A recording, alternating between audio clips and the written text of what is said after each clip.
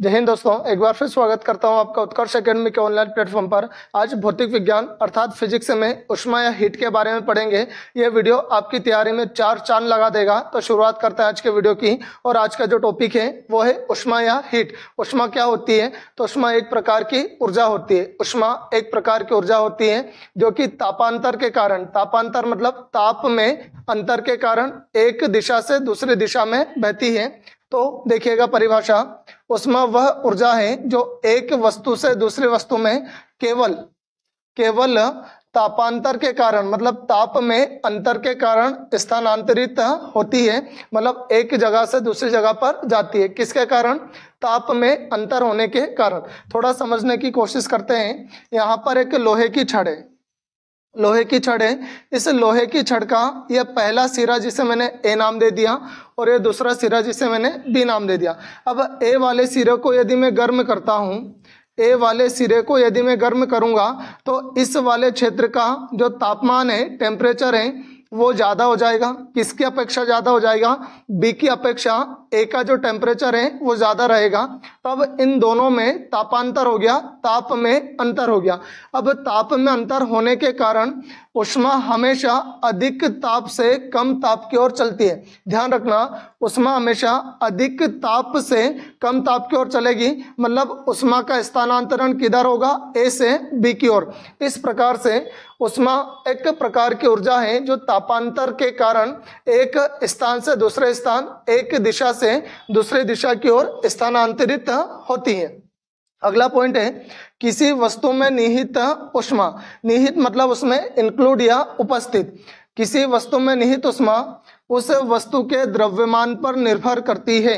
मतलब जिस वस्तु का द्रव्यमान जितना ज़्यादा है उस वस्तु में उतनी ही ज़्यादा उष्मा एकत्रित हो सकती है, और जिस वस्तु का द्रव्यमान कम है तो उसमें उष्मा भी कम निहित होगी।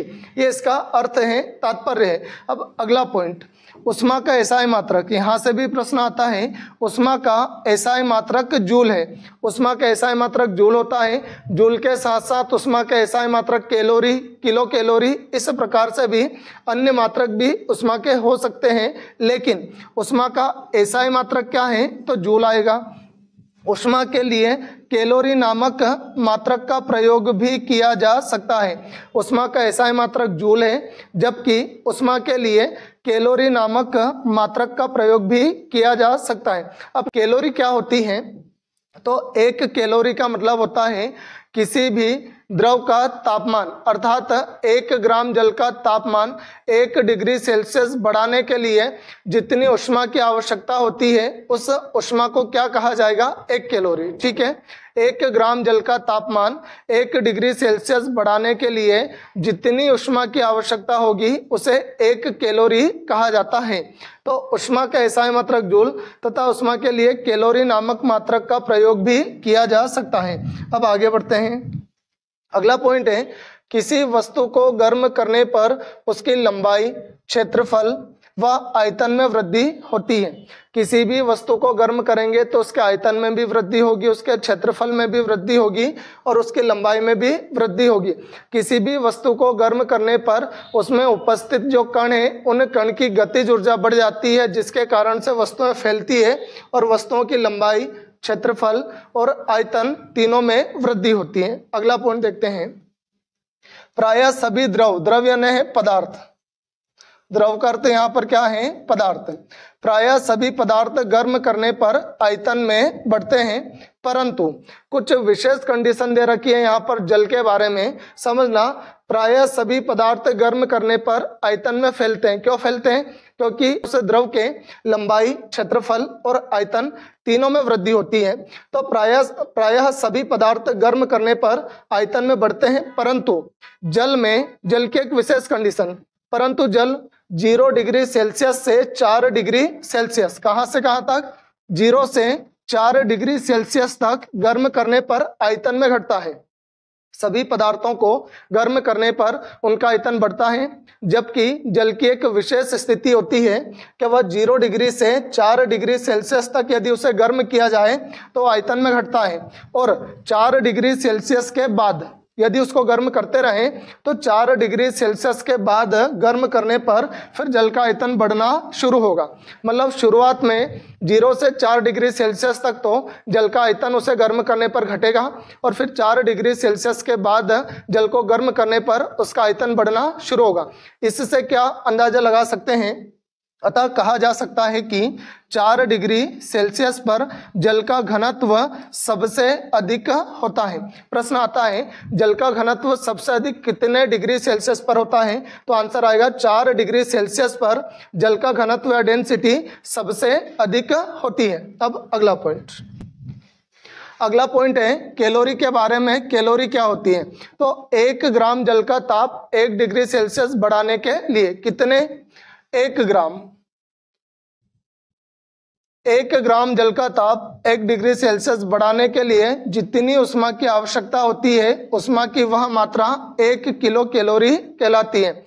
14.5 डिग्री सेल्सियस से जल का तापमान 15.5 डिग्री सेल्सियस बढ़ाने के लिए कितने जल का 1 ग्राम जल का 1 ग्राम जल का ताप 14.5 डिग्री सेल्सियस से 15.5 डिग्री सेल्सियस तक अर्थात 1 डिग्री सेल्सियस बढ़ाने के लिए जितनी उष्मा की आवश्यकता होती है वह उष्मा क्या कहलाती है? 1 कैलोरी कहलाती है। अब अगला पॉइंट, तापमापीय थर्मामीटर क्या होता है? तो ताप मापने के लिए जिस उपकरण का प्रयोग किया जाता है, ताप मापने के लिए जिस उपकरण का प्रयोग किया जाता है उस उपकरण को तापमापी या थर्मामीटर कहा जाता है। आगे बढ़ते हैं। ताप के पैमाने, मेजरमेंट क्या क्या है ताप के, उनको देखना है। ताप के पैमाने में सबसे पहला पैमाना है सेल्सियस पैमाना। सेल्सियस पैमाने में 0 डिग्री सेल्सियस से 100 डिग्री सेल्सियस तक इसमें छोटे छोटे पॉइंट रहते हैं। कितने पॉइंट रहते हैं? 100। अब 0 डिग्री सेल्सियस इसका freezing point FP। Freezing point मतलब हिमांक बिंदु।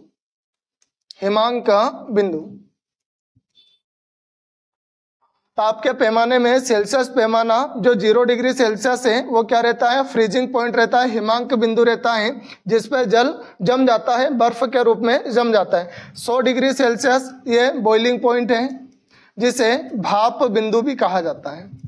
भाप बिंदु मतलब 100 डिग्री सेल्सियस पर द्रव किस में चेंज हो जाता है? भाप में चेंज हो जाता है और उबलने लगता है। अब दूसरा जो पैमाना है वो है फ़ारेनहाइट पैमाना, और फ़ारेनहाइट पैमाने में 32 डिग्री फ़ारेनहाइट फ्रीजिंग पॉइंट होता है, जबकि 212 डिग्री फ़ारेनहाइट बॉइलिंग पॉइंट होता है, मतलब भाप बिंदु माना जाता है। अब अगला जो पैमाना है वो है रोमर पैमाना। रोमर पैमाने में इसे 80 भागों में डिवाइड किया गया है। 0 डिग्री रोमर का मतलब होता है फ्रीजिंग पॉइंट मतलब हिमांक बिंदु, और 80 डिग्री रोमर का मतलब होता है बॉइलिंग पॉइंट मतलब भाप बिंदु। अगला जो अपना पैमाना है वो केल्विन पैमाना है, और केल्विन पैमाने में freezing point FP, freezing point मतलब हिमांक बिंदु क्या होता है? 273 केल्विन, जबकि इसका बॉइलिंग पॉइंट भाप बिंदु वो कितना रहेगा? 373 केल्विन। अब और आगे बढ़ते हैं। अब आगे दे रखा है परम शून्य ताप। परम शून्य ताप क्या होता है? मतलब वह ताप जिससे और अधिक निम्न ताप नहीं हो सकता। जैसे किसी भी वस्तु का ताप -273.15, किसी भी वस्तु का ताप -273.15 डिग्री सेल्सियस से कम नहीं हो सकता। ये सबसे मिनिमम ताप है, और किसी वस्तु का सबसे मिनिमम ताप क्या कहलाता है? परम शून्य ताप, और वो कितना हो सकता है? -273.15 डिग्री सेल्सियस। इसे ही परम शून्य ताप कहा जाता है। केल्विन पैमाने पर परम शून्य ताप को 0 केल्विन लिखते हैं। ठीक है। अब विभिन्न प्रकार के जो थर्मामीटर हैं उन थर्मामीटर से कितना और कहाँ तक डिग्री सेल्सियस तापमान का मेजरमेंट किया जा सकता है वो देखते हैं। पारा तापमापी, जो पारा थर्मामीटर है उससे लगभग -30 डिग्री सेल्सियस से 350 डिग्री सेल्सियस तक के ताप को मापा जा सकता है। मतलब पारा तापमापी लगभग इसमें -30 डिग्री सेल्सियस क्या है इसका? फ्रीजिंग पॉइंट, और ये क्या है इसका? Boiling point. मतलब पारा तापमापी से -30 डिग्री सेल्सियस तक के ताप को मापा जा सकता है, और मैक्सिमम कितना? 350 डिग्री सेल्सियस के ताप को भी इससे मापा जा सकता है। अब आगे बढ़ते हैं। पारा -39 डिग्री सेल्सियस पर जम जाता है। पारा -39 डिग्री सेल्सियस पर जम जाता है। तो अब इससे कम ताप को किससे मापेंगे? तो अतः इसलिए निम्न ताप ज्ञात करने के लिए अल्कोहल तापमापी का प्रयोग किया जाता है। मतलब इससे भी और निम्न ताप को मापना हो तो फिर अल्कोहल तापमापी का प्रयोग किया जाता है। क्यों? क्योंकि ये -115 डिग्री सेल्सियस तक के ताप को माप सकता है। पारा -39 डिग्री सेल्सियस ताप को, जबकि अल्कोहल है वो -115 डिग्री सेल्सियस ताप को भी माप सकता है। अब आगे बढ़ते हैं। हाइड्रोजन गैस तापमापी 500 डिग्री सेल्सियस तक के ताप को माप सकता है, जबकि हाइड्रोजन की जगह पर नाइट्रोजन का प्रयोग करें तो नाइट्रोजन गैस तापमापी 1500 डिग्री सेल्सियस तक के ताप को भी माप सकता है। आगे बढ़ते हैं। प्लेटिनम प्रतिरोध तापमापी। प्लेटिनम प्रतिरोध तापमापी की रेंज सबसे ज्यादा होती है, -200 डिग्री सेल्सियस से 1200 डिग्री सेल्सियस तक के ताप को भी माप सकता है। अब आगे देखते हैं। आगे दिया है पायरोमीटर तापमापी। पायरोमीटर तापमापी से दूर स्थित वस्तु के ताप को मापा जा सकता है और इसके द्वारा 800 डिग्री सेल्सियस से ऊंचे ताप को ही मापा जा सकता है। मतलब सबसे ज्यादा ताप किससे माप सकते हैं? पायरोमीटर से। और उसके लिए मिनिमम रेंज कितनी होना चाहिए? 800 डिग्री सेल्सियस। 800 डिग्री सेल्सियस से ऊपर के ताप को ही पायरोमीटर के द्वारा मापा जाता है। जैसे एग्जांपल सूर्य का ताप। अब आगे बढ़ते हैं। आगे है विशिष्ट ऊष्मा। विशिष्ट ऊष्मा क्या होती है? तो देखिएगा, किसी पदार्थ की विशिष्ट ऊष्मा ऊष्मा की वह मात्रा है, ऊष्मा की वह मात्रा है जो सभी पदार्थ के एकांक द्रव्यमान में एकांकी ताप वृद्धि कर दे। मतलब एग्जाम्पल के लिए जैसे 1 ग्राम जल, 1 ग्राम जल का तापमान 1 ग्राम जल का तापमान 1 डिग्री सेल्सियस बढ़ाने के लिए 1 डिग्री सेल्सियस बढ़ाने के लिए 1 कैलोरी ऊष्मा की आवश्यकता होती है। 1 कैलोरी ऊष्मा की आवश्यकता होती है। 1 कैलोरी ऊष्मा की आवश्यकता होती है। तो जल के लिए विशिष्ट ऊष्मा क्या हो गई? 1 कैलोरी।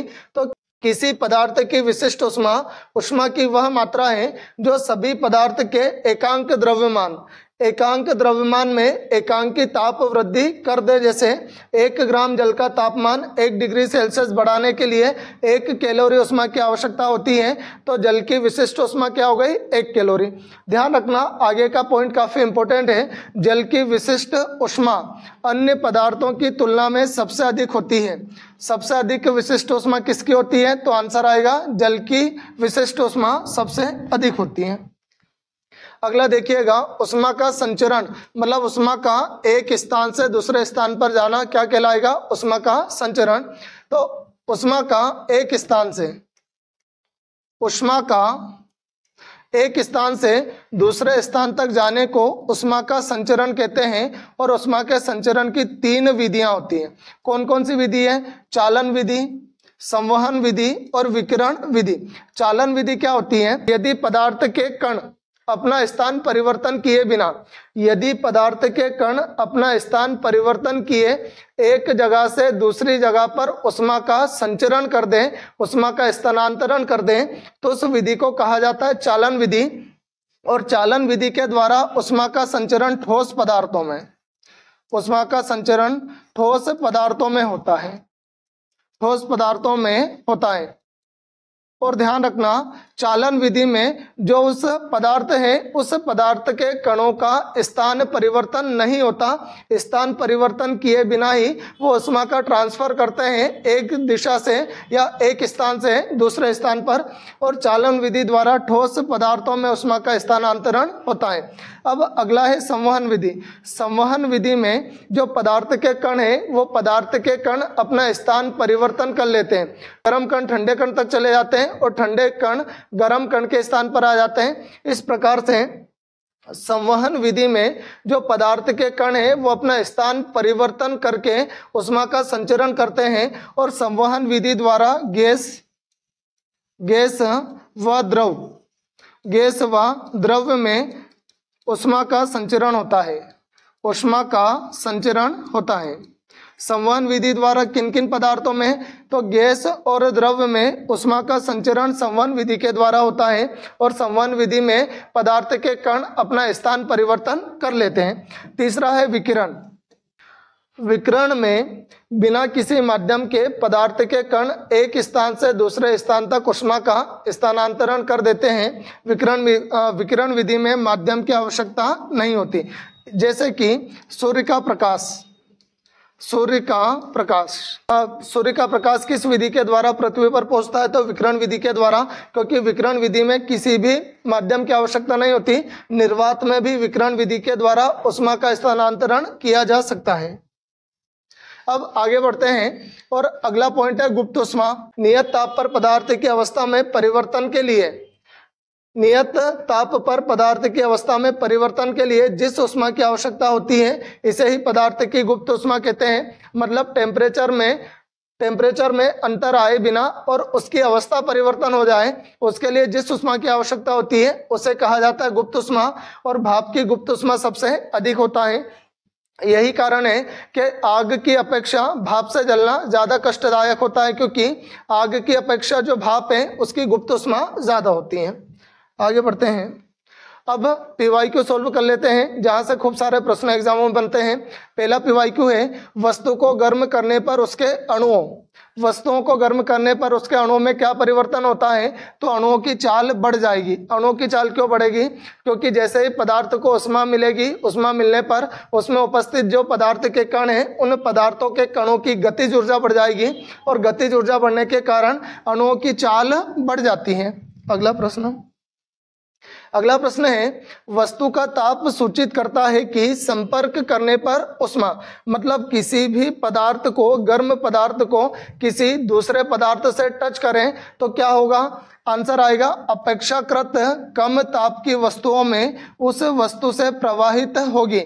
मतलब अधिक ताप वाली वस्तु से ऊष्मा किधर प्रवाहित होगी, कम ताप वाली वस्तु की ओर प्रवाहित होगी। ऑप्शन नंबर 20 का सही आंसर होगा। अगला प्रश्न है किसी वस्तु के ताप में वृद्धि का अर्थ है कि वस्तु की ऊष्मीय ऊर्जा बढ़ जाती है। जब वस्तु की ऊष्मीय ऊर्जा बढ़ेगी तो ऊष्मीय ऊर्जा बढ़ने से गतिज ऊर्जा भी बढ़ेगी। तो सबसे पहले इसका सही आंसर रहेगा ऑप्शन नंबर डी। यदि ऑप्शन नंबर डी नहीं रहता तो फिर आंसर आता गतिज ऊर्जा बढ़ जाएगी, लेकिन यहाँ पर ऊष्मीय ऊर्जा दे रखा है तो सबसे पहले आंसर सही क्या रहेगा, उसकी ऊष्मीय ऊर्जा बढ़ जाएगी। जब ऊष्मीय ऊर्जा बढ़ेगी तब गतिज ऊर्जा बढ़ेगी और गतिज ऊर्जा बढ़ेगी तो पदार्थ के कणों की वृद्धि हो जाएगी, पदार्थ के कणों की चाल बढ़ जाएगी। अगला प्रश्न है जब किसी वस्तु को ठंडा किया जाता है तब उसके अणुओं की चाल घट जाती है, क्योंकि वस्तु को ठंडा करने पर उसकी जो गतिज ऊर्जा है, गतिज ऊर्जा कम हो जाएगी और पदार्थ के कणों की गतिज ऊर्जा कम होने पर उन पदार्थों के कणों की चाल क्या हो जाती है, घट जाती है। तो ऑप्शन नंबर 20 का सही आंसर होगा। अगला प्रश्न है ऊष्मा या हीट एक प्रकार की ऊर्जा है जिसे कार्य में बदला जा सकता है। इसका प्रत्यक्ष प्रमाण सबसे पहले किसने दिया, तो आंसर आएगा रमफोर्ड ने बताया था ऊष्मा एक प्रकार की ऊर्जा है और इसे यांत्रिक ऊर्जा में बदला जा सकता है। यह सेंटेंस सबसे पहले किसने बताया था, रमफोर्ड ने। तो ऑप्शन नंबर 20 का सही आंसर होगा। अगला प्रश्न है किस वैज्ञानिक ने सर्वप्रथम बर्फ के दो टुकड़ों को आपस में घिसकर पिघला दिया, तो आंसर आएगा ऑप्शन नंबर सी, डेवी ने सबसे पहले बताया था कि यदि किसी दो वस्तुओं को आपस में रगड़ा जाए तो ऊष्मा उत्पन्न होती है, हीट उत्पन्न होती है। बर्फ के टुकड़ों को यदि आपस में घिसा जाए तो घर्षण उत्पन्न होगा और घर्षण के कारण ऊष्मा उत्पन्न होगी। यह सेंटेंस किसने बताया था, डेवी ने। तो ऑप्शन नंबर सी इसका सही आंसर होगा। अगला प्रश्न है जब कुछ पानी का लगातार मंथन किया जाए, मतलब उस पानी को घुमाया जाए, तब उसका ताप बढ़ जाता है। किस कारण से उसका ताप बढ़ेगा, तो आंसर आएगा यांत्रिक ऊष्मा का रूपांतरण ऊष्मीय ऊर्जा में हो जाता है।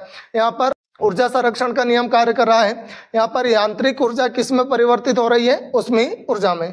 अगला प्रश्न देखिएगा। अगला प्रश्न है शीतकाल में हैंडपंप का पानी गर्म होता है क्योंकि पृथ्वी के भीतर का तापमान वायुमंडल के तापमान से अधिक होता है। ऑप्शन नंबर 20 का सही आंसर होगा, क्योंकि पृथ्वी के अंदर 32 मीटर की गहराई पर जाने पर 1 डिग्री सेल्सियस तापमान बढ़ जाएगा। यदि पृथ्वी के अंदर 32 मीटर की गहराई पर जाएं तो 1 डिग्री सेल्सियस तापमान बढ़ जाएगा। तो ऑप्शन नंबर 20 का सही आंसर होगा, क्योंकि पृथ्वी के भीतर का तापमान वायुमंडल के तापमान से अधिक होता है। अगला प्रश्न है, निम्नलिखित में से कौन सा ऊष्मा का यूनिट है? तो आंसर ए सही रहेगा। ऊष्मा का जो यूनिट है वो जूल है। ठीक है, ओम किसका है? तो ओम तो प्रतिरोध का, ओम प्रतिरोध का ऐसा मात्रक है। एम्पियर विद्युत धारा का, विद्युत धारा का ऐसा मात्रक है। वोल्ट विभवांतर का, विभवांतर का ऐसा मात्रक है। और न्यूटन बल का, न्यूटन बल का ऐसा मात्रक है। तो यहाँ पूछा गया है ऊष्मा का ऐसा मात्रक, तो आंसर आएगा ऑप्शन नंबर ए जूल। अगला प्रश्न है, इनमें से कौन सा ऊष्मा का मात्रक नहीं है? कैलोरी ऊष्मा का मात्रक होता है, किलो कैलोरी ऊष्मा का मात्रक होता है, जूल ऊष्मा का मात्रक होता है, डिग्री सेल्सियस ये ताप का मात्रक है, ये ताप का मात्रक है। तो यहाँ पर कौन सा ऊष्मा का मात्रक नहीं है? तो डी वाला ऊष्मा का मात्रक नहीं है, डिग्री सेल्सियस। क्यों? क्योंकि ये ताप का मात्रक है। अगला प्रश्न है, ताप का एसआई मात्रक क्या होता है? तो ताप का एसआई मात्रक केल्विन होता है, जिसे कैपिटल के से प्रदर्शित किया जाता है।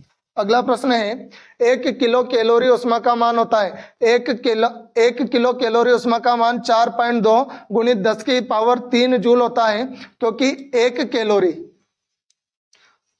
कैलोरी बराबर 4.2 जूल होता है। 1 कैलोरी बराबर 4.2 जूल होता है। और 1 किलो कैलोरी का मान क्या होगा? 4.2 गुणित 10 की power 3 joule. Option number C इसका सही आंसर होगा। अगला प्रश्न है, जल प्रपात के अधः स्थल पर जल का तापमान ऊपर की अपेक्षा अधिक होने का कारण क्या है? जल प्रपात वाटरफॉल से पानी नीचे गिरता है, तो पानी ऊपर से नीचे आने पर कौन सी ऊर्जा रहेगी? इसमें गतिज ऊर्जा। और जब ये पानी नीचे आकर इकट्ठा होता है तो गतिज ऊर्जा रुक जाती है, किस ऊर्जा में आ जाती है? स्थितिज ऊर्जा में, जिसके कारण से गतिज ऊर्जा जब नीचे ये पानी आता है तो कन्वर्ट हो जाती है स्थितिज ऊर्जा में, जिस कारण से गिर रहे जल की गतिज ऊर्जा ऊष्मा में बदल जाएगी। ऑप्शन नंबर सी इसका सही आंसर होगा। अगला प्रश्न है, अत्यधिक ऊंचे ताप की माप की जाती है, तो आंसर आएगा पूर्ण विकिरण उत्ताप मापी के द्वारा, मतलब पायरोमीटर के द्वारा। टोटल रेडिएशन पायरोमीटर इसे बोला जाता है, टोटल रेडिएशन पायरोमीटर। इसके द्वारा ऊंचे तापों की माप की जाती है, जो कि 800 डिग्री सेल्सियस से ज्यादा होना चाहिए। अगला प्रश्न है, पूर्ण विकिरण उत्ताप मापी मतलब टोटल रेडिएशन पायरोमीटर किस सिद्धांत पर आधारित है? तो ऑप्शन नंबर सी स्टीफन के नियम पर आधारित है। अगला प्रश्न है, दूर की वस्तुओं जैसे सूर्य आदि का ताप किस तापमापी के द्वारा मापा जाता है? तो आंसर आएगा पूर्ण विकिरण उत्ताप मापी मतलब पायरोमीटर के द्वारा। तो नंबर सी इसका सही आंसर है। अगला है, ठंडे देशों में पारा के स्थान पर एल्कोहल को तापमापी द्रव के रूप में वरीयता दी जाती है, क्योंकि एल्कोहल का द्रवणांक निम्नतर होता है, जो हो सकता है कितना हो सकता है? 100 डिग्री सेल्सियस इसका मैक्सिमम बॉइलिंग पॉइंट होता है। और फ्रीजिंग पॉइंट FP कितने के बराबर होगा? -250 डिग्री सेल्सियस के बराबर। ऑप्शन नंबर ए इसका सही आंसर है। अगला है, सूर्य का ताप मापा जाता है तो पायरोमीटर तापमापी द्वारा, क्योंकि पायरोमीटर तापमापी द्वारा 800 डिग्री सेल्सियस से ऊंचे ताप को मापा जाता है। अगला प्रश्न दिया है, सेल्सियस मापक्रम पर जल के क्वथनांक बॉइलिंग पॉइंट तथा हिमांक फ्रीजिंग पॉइंट होते हैं क्रमशः। सेल्सियस मापक्रम मतलब सेल्सियस तापमापी में बॉइलिंग पॉइंट कितना होगा? तो 100 डिग्री सेल्सियस। और फ्रीजिंग पॉइंट कितना होगा? तो 0 डिग्री सेल्सियस। ऑप्शन नंबर 20 का सही आंसर होगा। अगला प्रश्न है, ताप के सेल्सियस पैमाने पर परम शून्य ताप होता है। परम शून्य ताप होता है 273 डिग्री सेल्सियस। सही मान इसका रहता है 273.15 डिग्री सेल्सियस। इससे कम ताप किसी वस्तु का नहीं हो सकता, जिस कारण से इसे बोला जाता है परम शून्य ताप। ऑप्शन नंबर डी इसका सही आंसर रहेगा। अगला प्रश्न है, केल्विन मान से मानव शरीर का सामान्य ताप होता है 310 केल्विन। ऑप्शन नंबर डी कौन सा 310 केल्विन सामान्य ताप मनुष्य का रहेगा।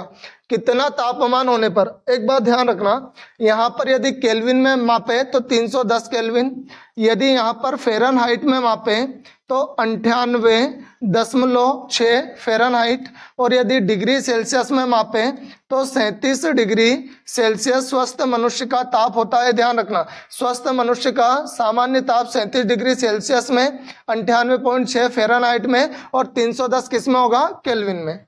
अगला प्रश्न है, कितना तापमान होने पर पाठ्यांक सेल्सियस और फ़ारेनहाइट तापमापियों में एक ही होंगे। ऑप्शन नंबर है -40 डिग्री सेल्सियस पर सेल्सियस और फ़ारेनहाइट दोनों के ताप बराबर रहते हैं, इक्वल रहते हैं। अगला प्रश्न है, न्यूनतम संभव ताप है, मतलब परम शून्य ताप की बात हो रही है। किसकी बात हो रही है, परम शून्य ताप की। और परम शून्य ताप होता कितना है, -273 डिग्री सेल्सियस या -273.15 degree Celsius. Option number A इसका सही आंसर होगा। अगला प्रश्न दिया है, फ़ारेनहाइट स्केल पर किसी वस्तु का ताप 212 डिग्री फ़ारेनहाइट है, सेल्सियस पैमाने पर उस वस्तु का ताप कितना होगा। फ़ारेनहाइट पैमाने पर 212 डिग्री सेल्सियस ये बॉइलिंग पॉइंट होता है, और यहाँ पर सेल्सियस पैमाने पर बॉइलिंग पॉइंट कितना रहेगा, बॉइलिंग पॉइंट रहता है 100 डिग्री सेल्सियस। तो ऑप्शन नंबर सी इसका सही आंसर होगा। अगला प्रश्न है, सेल्सियस पैमाने का 0 डिग्री सेल्सियस, 0 डिग्री सेल्सियस क्या होता है, इसका फ्रीजिंग पॉइंट, मतलब हिमांक बिंदु, फ्रीजिंग पॉइंट फ़ारेनहाइट स्केल के कितने डिग्री के बराबर होता है। तो आंसर आता है 32 डिग्री फ़ारेनहाइट के बराबर, क्योंकि 32 डिग्री फ़ारेनहाइट स्केल में क्या होता है, फ्रीजिंग पॉइंट होता है, इसका हिमांक बिंदु होता है, हिमांक बिंदु। और वह हिमांक बिंदु डिग्री सेल्सियस में क्या होता है, 0 डिग्री सेल्सियस। तो ऑप्शन नंबर बी इसका सही आंसर होगा। अगला प्रश्न है, मानव शरीर का सामान्य तापमान 98.6 डिग्री फ़ारेनहाइट होता है और सेल्सियस स्केल पर यह कितना रहेगा। तो option number D 37 degree Celsius इसका सही आंसर रहेगा, क्योंकि डिग्री सेल्सियस में मानव का सामान्य ताप 37 डिग्री सेल्सियस होता है, जबकि फ़ारेनहाइट पैमाने पर 98.6 डिग्री फ़ारेनहाइट माना जाता है। अगला प्रश्न है, फ़ारेनहाइट मापक्रम पर सामान्य वायुमंडलीय दाब पर उबलते पानी का ताप होगा। मतलब क्या पूछा है, इसका बॉइलिंग पॉइंट पूछा है, इसका भाप बिंदु पूछा है, भाप बिंदु। किसका भाप बिंदु पूछा है, फ़ारेनहाइट पैमाने का, और वो कितना होता है 212 degree Fahrenheit. Option number D. अगला और लास्ट प्रश्न है, किसी मनुष्य के शरीर का सामान्य तापक्रम होता है तो 98 डिग्री फ़ारेनहाइट, जिसका एक्चुअल मान 98.6 डिग्री फ़ारेनहाइट माना जाता है, ये फ़ारेनहाइट में है, और डिग्री सेल्सियस में 37 डिग्री सेल्सियस। तो इसमें फ़ारेनहाइट में पूछा है तो 98 डिग्री फ़ारेनहाइट या 98.6 डिग्री फ़ारेनहाइट इसका सही आंसर होगा। आज ऊष्मा का मैं पार्ट 1 लेकर आया था, अगले वीडियो में पार्ट 2 आएंगे, जिसमें और काफ़ी सारे अच्छे पीवाई को मैं इंक्लूड करूंगा। यदि आज का वीडियो आपको अच्छा लगा तो सब्सक्राइब करें उत्कर्ष एकेडमी पचोर के यूट्यूब चैनल को, और साथ ही साथ इस वीडियो को लाइक करें, शेयर करें, कमेंट करें। आज के लिए बस इतना ही। जय हिंद, जय भारत।